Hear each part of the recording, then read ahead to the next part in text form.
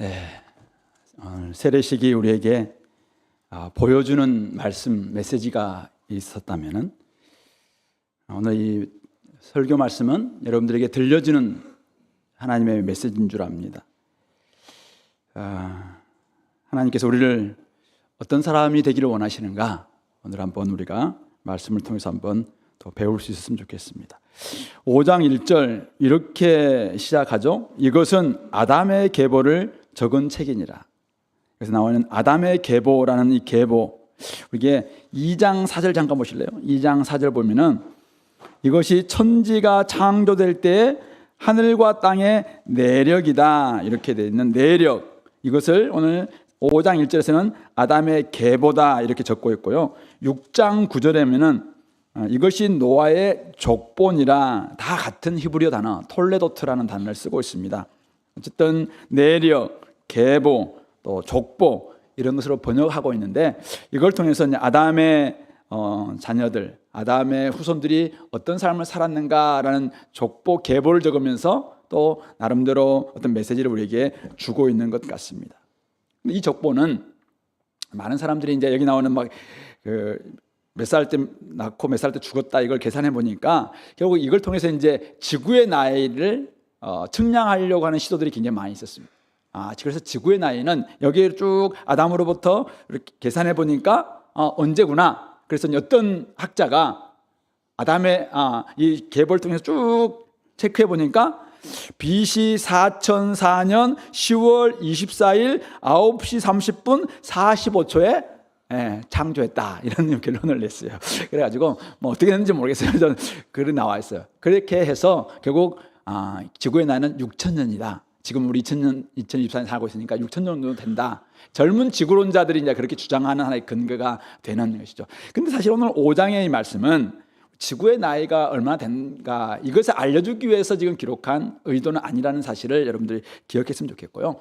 어떤 톨레도트라는 아까 계보, 족보, 내력, 이야기 이런 뜻을 가지고 있는 이걸 통해서 고대 기록 방식입니다. 이걸 통해서 인간이 어떤 상태가 되었는가, 그리고 그런 인간의 그 상태 속에서, 그런 상태 가운데 하나님은 그런 인간을 어떻게 구속하고 계시는가, 이것을 우리 성경에서는 계속 우리에게 알려주고 있다라는 사실을 기억했으면 좋겠습니다. 먼저 오늘 우리 이 내용은, 5장 내용은 사람이 어떻게 한마디로 인생을 요약할 수 있는가, 어떻게 요약할 수 있습니까? 오늘 본문을 보니까 사람은 아들 낳고 살고 죽는 거구나. 몇 세 때 아들을 좀 달라요. 몇 세 때 아들을 낳고, 아들들을 낳고, 그리고 몇 세까지 살고 죽었다. 오늘 그 내용이 계속 반복되고 있습니다. 5절, 8절, 11절, 14절, 17절, 20절, 27절, 31절. 누구누구 낳고 살고 죽었더라. 죽음으로 끝나는 인생이구나라는 것을 가르쳐주고 있는 것입니다. 아담이 130세에 자기 형상과 같은 아들을 낳아서 이름을 셋이라고 이름을 짓습니다. 아담이 셋을 낳은 후 800년을 지내며 자녀들을 낳았죠. 그래서 930세를 살고 죽었습니다. 셋, 105세 에노스를 낳습니다. 에노스를 낳은 후 870년을 지내면서 자녀들을 많이 낳았겠죠. 낳았습니다. 그리고 912세에 살고 죽었습니다. 에노스 90세에 게난을 낳았고, 게난을 낳은 후 815년을 지내며 자녀들을 낳았고 905세를 살고 죽었습니다. 10명의 조상들이 나오는데, 아담부터 노아까지 10명의 조상들이 나오는데, 아마 완전수라고 할 수 있겠죠. 수많은 조상들이 있겠지만 10명을 딱 택했어요. 10명을 통해서 결국 인생이 뭐냐, 자녀들을 낳고 살고 죽음으로 끝나더라. 이걸 지금 우리에게 보여주고 있습니다. 몇 세 아들을 낳았고 몇 세까지 살고 그냥 죽었다. 어떤 집을 살고 살았을까? 성경에 관심이 별로 없어요. 무엇을 먹고 살았을까? 기록하고 있지 않습니까? 이들은 행복했을까? 행복했을 겁니다. 어떤 사람들 불행할 수도 있겠죠. 다양한 삶의 이런 진퇴양난, 또 우여곡절, 험산줄령 있었을 겁니다. 근데 성경은 거기에 별 관심이 없어요. 결말이 뭡니까? 그들은 살고 죽었더라. 수백 년 동안 많은 자식을 낳고 몇백 년을 살았지만 결국 죽었다. 아담과 하와가 범죄한 후 하나님께서 말씀하셨던 게 반드시 죽으리라. 그 말씀 그대로 죽음이 찾아왔다는 것입니다. 분명히 많은 일을 했을 겁니다. 잘한 일 분명히 많이 있었을 거라고 생각합니다. 그런데 성경은 그들이 자녀를 낳았으며 살고 죽었더라, 그것만 적고 있는 것입니다. 타락 이후 인간의 삶을 어떻게 요약할 수 있을까? 별 수 없이 죽음으로 끝나는 인생이다라는 것을 우리에게 알려주고 있습니다. 죽음은 모든 인간이 직면해야 하는, 직면할 수밖에 없는 실제. 아무리 건강해도, 아무리 오래 살아도, 젊음이 영원할 것 같아도 결국 죽음으로 끝날 수밖에 없는 인생. 이게 타락 이후에 인간에게 찾아온 모습이라고 이야기합니다. 하나님의 형상으로 전부 지음받았어요. 남자와 여자 모두 다 존엄한 존재로 지음받았습니다. 그러나 아담이 결국 하나님 말씀에 불순종함으로 말미암아 범죄했고 저주가 찾아왔고, 그 결과 셋부터는 이제는 아담의 형상 모양으로 나왔다고 이야기하고 있잖아요. 결국은 이제 죄된 이 DNA, 죄의 본성이 계속 유전되는 그런 인생이 될 수밖에 없었다라는 것을 보여주고 있습니다. 제가 간사 2년 차 때인가 일본 선교 여행을 갔는데요. 신주쿠역, 굉장히 그 번화한 역인데요. 그 앞에서 우리가 부산 이제 팀들이 그 얼굴에 막 하얀 거 바르고 판토나 마임을 했어요. 마임. 인생 스키 드라마, 인생이라는 스키 드라마. 아무 없이 아침에 일어나서 밥 먹고 준비하고 또 학교 막 열심히 일하고 잠자고, 우리 어른들 같은 어떤 사람은 막 운동하고 또 일어나서 막 운동하고 열심히 달리고, 그리고 열심히 하다가 나중에 씻고 잠들고, 어른들은 열심히 아침에 일어나서 밥 먹고 막 출근해서 열심히 집을 짓거나 뭘 막 일하고 결국 돌아와서 잠들고, 계속 이거 반복하다 나중에 딱 죽는 이 인생이에요. 이 인생 속에서 여러분들은 어떻게 할 것입니까? 아마 이렇게 이제 메시지를 전달하는 그 스키 드라마였는데요. 오늘 이 5장이 다 그걸 우리에게 보여주고 있는 거예요. 일어나서 먹고 공부하고 일하고 잠자고 그리고 결국 죽는다. 얼마 전에 제 집사람이 갑자기 저를 보더만 많이 늙었다. 6년 전 사진을 이렇게 2019년 우리 교회에 왔을 때 사진을 보고 그때 참 젊었네. 참 많이 늙었다. 본인도 많이 늙었다. 이렇게 이야기하면서 우리가 지금 그 길로 가고 있구나. 여러분 탓하는 게 아니에요.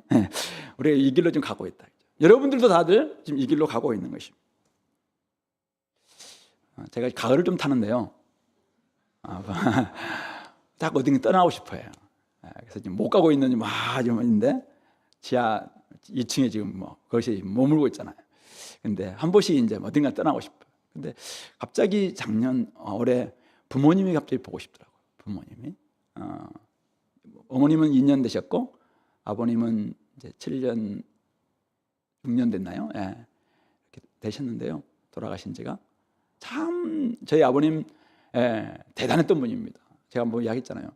아까 그 연탄 배달 아버지랑 제가 참 많이 했다 했잖아요. 연탄 하나가 3.65 인생의 온도처럼 36.5도처럼 연탄도 3.65다 이렇게 이야기하더라고요. 그래서 3.65kg 되는 이 연탄 30장을 치고 5층 아파트에 늘 막 배달하셨던, 그 정도로 건장하셨던 분이에요. 군대 생활을 적어놓은 이렇게 옛날에 추억록이라는 게 있었는데, 추억록 보니까 1페이지부터 마지막 페이지까지 다 술 이야기예요. 한 말은 못 지워도 한 말은 마시고 가는 사람. 그래서 후배들이 적어놨는데 전부 술 이야기밖에 없어요. 술 이야기. 얼마나 술을 좋아했는지 그렇게 했다. 그래서 위가 3번이나 빵꾸를 하셨어요, 아버지가. 그렇게 할 정도 술 많이 드셨고, 팔뚝도 얼마나 구구셨는지 씨름해가지고 진짜 거의 1등 했다는 이야기를 많이 하셨던 분이세요. 그래서 진짜 저희 아버지 보면은 대단한 분이죠. 얼마 전에 집에 무슨 서랍장이나 와가지고 우리 아들하고 제하고 아내랑 같이 옮기다가 결국 포기했어요. 너무 그래서 생각났어요. 우리 아버지가 있었으면, 아니 우리 장인어른 있었으면 한 손으로 들고 올라갔을 텐데, 이 생각했는데 나는 이거 뭐냐 이런 생각이 들었는데 아버님 대단했었어요. 근데 그랬던 아버지도 90세 때 돌아가셨어요. 돌아가시더라. 우리 모두 다 되게 좀 우리 젊은 사람들, 대학생들 많잖아요. 안 돌아가실 것 같죠? 안 죽을 것 같죠? 다 우리는 죽음이라는 종착역이 기다리고 있다는 거예요. 어디쯤 오고 있습니까? 어디쯤 가고 있어요? 불편한 진실에서, 이 죽음이라는 불편한 진실에서 벗어날 수 있는 사람은 사실은 한 사람도 없어요. 우리 4장에 나와 있는 가인의 후예들 대단한 문명 만들고 문화를 만들어냈지만은 결국 그들도 죽었고, 또 5장에는 셋의 후손들은 자녀를 많이 낳으면서 생육하고 번성하는 이 축복들을 많이 누렸지만은 결국 그들도 종착역은 죽음이었다는 것이죠. 딱 한 사람의 예외가 있어요. 오늘 21절에 나와 있는 에녹이죠. 에녹. 그는 좀 다른 결말을 맞이했어요. 네. 23절 보면은 그는 365세를 살았더라. 살고 죽었더라 나와야 되는데 죽었더라 말이 없이 살았더라. 그래서 24절 에녹이 하나님과 동행하더니 하나님이 그를 데려가심으로 세상에 있지 아니하더라. 그렇게 하였더라 기록하고 있습니다. 다른 결말을 보여주고 있구나. 도대체 하나님과 동행한다는 말이 어떤 의미길래 이 사람은 다른 결말을 살았을까? 보였을까? 성경 힌트인데요. 히브리서 11장 5절 6절 한번 찾아볼까요? 신약성경 히브리서 신약성경 365페이지 365네 364, 365에 있습니다. 자, 믿음으로 에녹은 죽음을 보지 않고 옮겨졌으니 하나님이 그를 옮기심으로 다시 보이지 아니하였느니라. 그는 옮겨지기 전에 하나님을 기쁘시게 하는 자라는 증거를 받았느니라 하시면서 결국 믿음이 없이는 하나님을 기쁘시게 하지 못하나니 하나님께 나아가는 자는 반드시 그가 계신 것과 또한 그가 자기를 찾는 자들에게 상 주시는 이심을 믿어야 할지니라. 하나님과 동행했던 이 에녹은 하나님을 기쁘시게 하는 사람이었구나. 그것이 바로 믿음으로 하나님은 살아계신다. 그리고 하나님께 나아가는 사람들에게는 하나님은 상 주시는 분이시다. 이 사실을 깨닫고 믿음으로 살아냈기 때문에 이게 동행하는 삶의 모습이었다는 것이죠. 그렇기 때문에 하나님을 기쁘시게 하는 자다. 이런 증거를 받았다라고 이야기하고 있습니다. 오늘 에녹이 아담의 7대손이거든요. 근데 또 다른 7대손이 있어요. 가인의 계보에 나오는 또 다른 7대손 라멕이라는 사람이 라멕. 이 사람은 믿음으로 살지 않고 눈에 보이는 대로 살았어요. 그래서 아내를 2명이나 취했고, 그리고 가는 데마다 싸움을 잘해서 힘해서 수많은 사람 죽이는 것을 막 자랑했던 이런 사람이었죠. 근데 오늘 이 또 다른 아담의 7대손 이 에녹은 전혀 눈에 보이는 것에 만족하지 않는, 눈에 보이는 것 살지 않고 믿음으로 살았던 사람이라고 이야기하고 있습니다. 욕심대로 살지 않았고 믿음으로 자족하는 삶을 살았던 사람이 바로 오늘 이 에녹이다라고 말하고 있는 것이죠. 한 구절도 보겠습니다. 유다서 1장 14절 15절 말씀. 요한계시록 바로 앞에 있어요. 유다서 1장 14절 15절 말씀. 우리 398페이지에 있습니다. 신약성경. 우리 같이 한번 읽어볼까요? 유다서 14절 15절. 아담의 7대손 에녹이 이 사람들에 대하여도 예언하여 이르되 보라, 주께서 그 수만의 거룩한 자와 함께 임하셨나니 이는 무사람을 심판하사 모든 경건하지 않은 자가 경건하지 않게 행한 모든 경건하지 않은 일과 또 경건하지 않은 죄인들이 주를 거슬러 한 모든 완악한 말로 말미암아 그들을 정죄하려 하심이라 하였느니라. 굉장히 좀 복잡하게 되어 있는데 뭡니까? 이 에녹이 아담의 자손 7대손인데 이 사람이 하나님이 이 사람들을 심판한다 이렇게 예언했다는 것입니다. 근데 이 사람들이 누굽니까? 바로 경건하지 않은, 오늘 경건하지 않다는 말이 몇 번 반복되고 있어요. 경건하지 않은 자가 경건하지 않게 행한 모든 경건하지 않은 일, 경건하지 않은 죄인들이 주님을 거슬러 한 모든 완악한 말. 그러니까 경건하지 않다 보니까 이들은 말도 완악하고 행위도 완악하고 이런 모든 사람들에 대해서 이 에녹은 하나님과 동행하면서 하나님의 계시를 받았어요. 하나님의 말씀을 받았어요. 그러면서 그들을 향해서 너희들 하나님께서 심판하신다. 하나님이 너희들을 심판한다. 하나님의 심판은 있다. 이렇게 강하게 예언했던 사람이 지금 아담의 7대손 에녹이다. 그렇게 이야기하고 있는 것입니다. 지가 본인은 경건하지 않으면서 이렇게 말할 수 있는 사람이 어디 있어요? 결국은 하나님과 동행함으로 말미암아 진짜 하나님을 닮은 경건을 지켜냈던 사람이 바로 에녹이구나 하는 것을 알 수 있죠. 이게 바로 하나님과 동행하는 삶의 비결인 것입니다. 하나님과 동행하면서 경건했기 때문에, 하나님을 닮았기 때문에 그는 하나님의 뜻을 알았고 하나님의 심판을 예언하는 이런 삶을 살 수 있었다라고 이야기하고 있습니다. 왜 사람들이 경건하지 않게 살았을까요? 왜 주님을 막 거슬러서 완악한 말을 했을까요? 그들은 심판을 안 믿는 거죠. 죽을 수밖에 없는 존재라는 걸 알는데 그들은 막 오랫동안 사니까 하나님의 심판은 없다고 생각하면서 막무가내로 살아가는 거예요. 그러니까 그들에 대해서 이 에녹은 강하게 이야기합니다. 강하게 이야기하죠.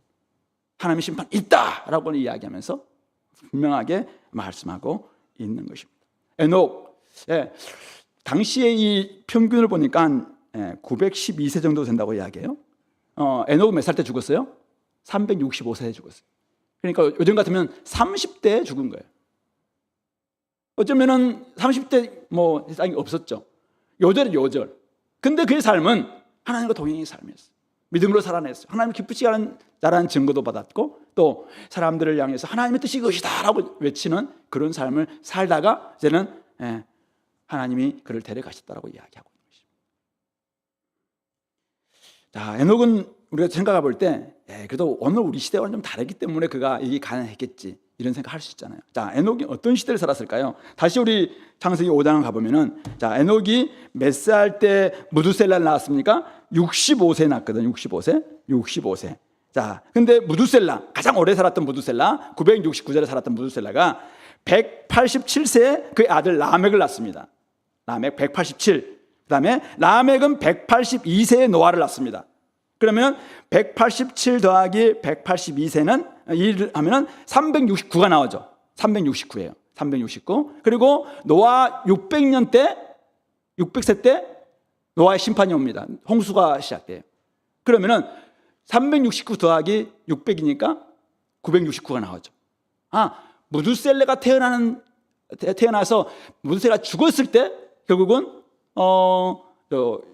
심판이 있었다는 거죠. 그러면은 이 무두셀라가 태어나는 그때도 오늘 이 에녹이 무두셀라가 딱 태어나면서 이름을 뭐라고 지었냐면은 창을 던지는 사람 이런 뜻을 무두셀라고 이야기해요. 그리고 그는 결국 그가 죽을 때 심판이 온다라고 많은 사람들이 이제 이 이름을 가지고 해석을 합니다. 그래서 무두셀라가 결국은 노아 시대 때 노아의 홍수가 시작되는 노아 600세 때 그가 죽게 되는 것이죠.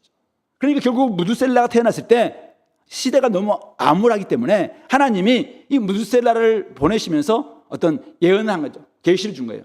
야, 그는 창 던지는 사람이 될 것이다. 그리고 그가 죽는 순간 이 세상은 사실 끝난다라는 것을 계속 이야기해 주고 있습니다. 왜요? 세상이 악하기 때문에. 에녹이 살던 시대도 만만치 않았다라는 것을 지금 말씀해 주고 있는 것입니다. 죄악이 관영한 세상이었다라고 이야기합니다. 자, 노아 시대가 어떤 시대입니까? 우리 6장 5절, 창세기 6장 5절 보면은 여호와께서 사람의 죄악이 세상에 가득함과 그의 마음으로 생각하는 모든 계획이 항상 악할 뿐임을 보시고, 근데 그 노아 시대 때 이 악함의 모습은 바로 에녹이 살던 시대에도 별반 다르지 않았다는 것을 이야기하고 있습니다. 타락으로 말미암아 저주를 받은 땅은 가시덤불과 엉겅퀴를 냈습니다. 사람들은 수고로 일하면서 하루하루 살아갈 수밖에 없었습니다. 그러면서 어떻게 돼요? 점점 예배하지 않습니다. 점점 하나님과 동행하지 않습니다. 점점 기도하지 않습니다. 점점 자기가 원하는 대로 살아갑니다. 왜요? 하나님 심판을 믿지 않기 때문에. 그냥 살아가는 것입니다. 사람들은 많은 자식이 태어났기 때문에 자식들에게 기대를 살며 살았을 것입니다. 그러나 에녹은 자식들의 이름을 부르면서 하나님을 기대하면서 삽니다. 하나님과 동행합니다. 하나님의 때에 하나님께서 결국은 이 땅을 새롭게 하실 것이다. 어떻게 홍수를 통해서 심판하실 것이고, 홍수에 대한 이야기까지 잘 모를 수 있어요. 그런데 어쨌든 하나님께서 심판하실 것이고, 그렇게 하나님은 또 여자의 후손을 통해서 일하실 것이다 라는 하나님의 어떤 뜻, 하나님의 말씀, 하나님의 계획, 이것을 신뢰하면서 거기에 자기 인생을 거는 것입니다. 이게 바로 하나님과 동행했던 비결이죠. 사람들은 경건하지 않았습니다. 다수가 죄를 짓고 그것을 당연시 여겼습니다. 점점 사람들은 하나님을 믿지 않습니다. 에녹은 그런 세상 속에서, 그런 시대 속에서, 그런 세대들 속에 섞여 살면서 하나님 주신 계시를 따라서 지금 살아가고 있는 것입니다. 사람들은 경건하지 않는 말을 합니다. 사람들은 경건하지 않는 행실을 합니다. 사람들은 경건하지 않는 삶의 일들 막 열매를 만들어냅니다. 그것이 열매라고 막 이야기합니다. 근데 에녹은 그렇게 살다가는 주님께서 오셔서 너희들 다 심판할 거야, 그렇게 이야기하고 있는 것입니다. 죽음이 일상화되고 있고 불경건이 당연시되는 그런 세상 속에서도 오늘 에녹은 하나님과 동행했다라는 것을 우리에게 보여주고 있는 것입니다. 죄로 말미암은 이 죽음의 문제를 에녹은 스스로 해결할 수 없었어요. 그래서 그는 300년 동안 자녀를 낳으면서도 하나님과 동행합니다. 하나님의 뜻을 구합니다. 하나님이 일하시도록 기대합니다. 하나님이 열어주실 구원을 소망합니다. 그게 300년을 자녀를 낳으면서 하나님과 동행했던, 하나님을 기쁘시게 하는 자라는 증거를 얻었던 비결이 아닌가 생각해요. 오늘 우리 공동체, 우리는 이런 고백을 하잖아요. 우리 힘으로는 죽음의 문제를 해결할 수가 없다. 우리 스스로 구원을 이룰 수 있는 사람도 한 사람도 없다. 세상에 대해서도, 세상에 우리가 살아가고 있지만 세상이 어떻게 우리에게 이 문제를 참된 소망을 줄 수 없다. 정치인들 또 바뀔 겁니다. 미국은 트럼프를 또 선택했죠. 우리나라도 또다시 여러 가지 할 겁니다. 근데 사실은 거기 기대해봐도 별 소망이 없다는 것을 우리는 지나온 삶의 경험을 통해서 많이 배우지 않습니까? 그런 세상에서 우리가 어떻게 할 것인가? 어디에 소망을 둘 것인가? 어떤 사람이 되고 어떤 사람을 키울 것인가? 이게 오늘 우리가 해야 될 일이 아닐까 생각해 봅니다. 하나님과 동행하면서 하나님만을 기대하는 그런 사람들.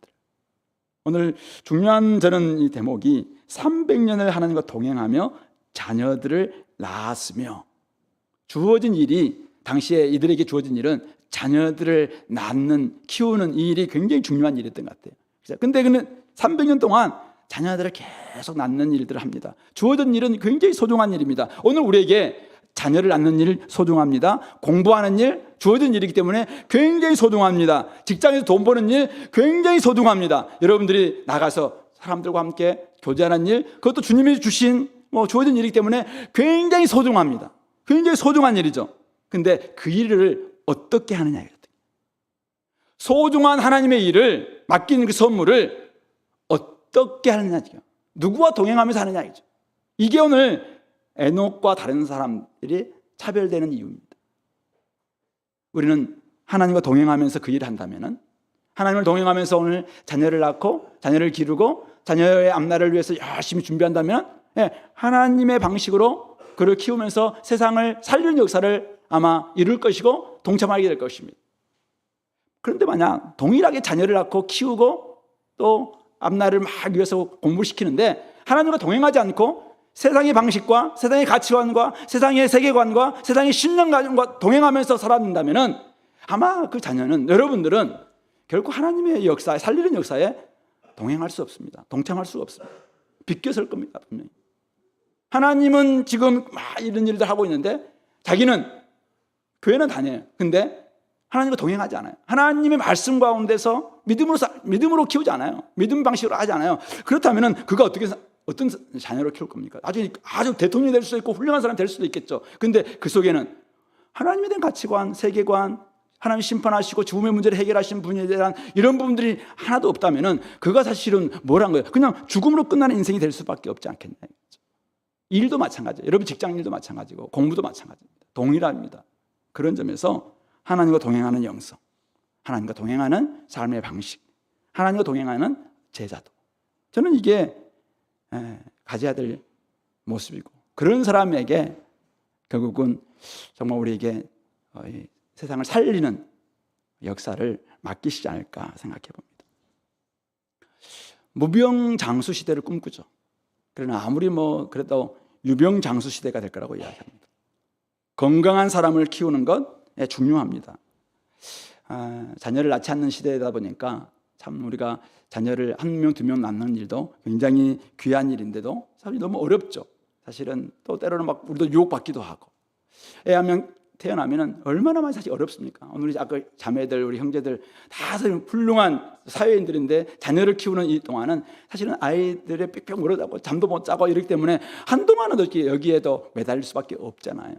뭐 아이를 키우면 사춘기 때는 또 뭐 나아집니까? 사춘기 때는 자녀를 키울 때도 또 막 그렇죠. 우리도 사실은 점점 늙어가는데 아이들은 막 점점 막 힘이 세지고 온갖 지금 막 생각 속에서 막 있으니까 어려울 겁니다. 근데 그럴 때 어떻게 해요? 내 힘으로가 아니라 하나님과 동행하면서 하나님께서 뭐라고 말씀하시는가? 하나님의 미래는 무엇인가? 하나님 나라는 무엇인가? 이런 걸 생각하면서 우리가 계속 동행을 하는 것이죠. 저는 그게 비결이라고 생각합니다. 하나님의 뜻을 최고의 가치로 여기는 삶. 저는 이게 하나님의 동행하는 비결, 삶이라고 생각합니다. 주님 섬기는 것을 최우선순위에 두는 삶. 저는 이게 하나님과 동행하는 삶의 구체적인 모습이라고 생각합니다.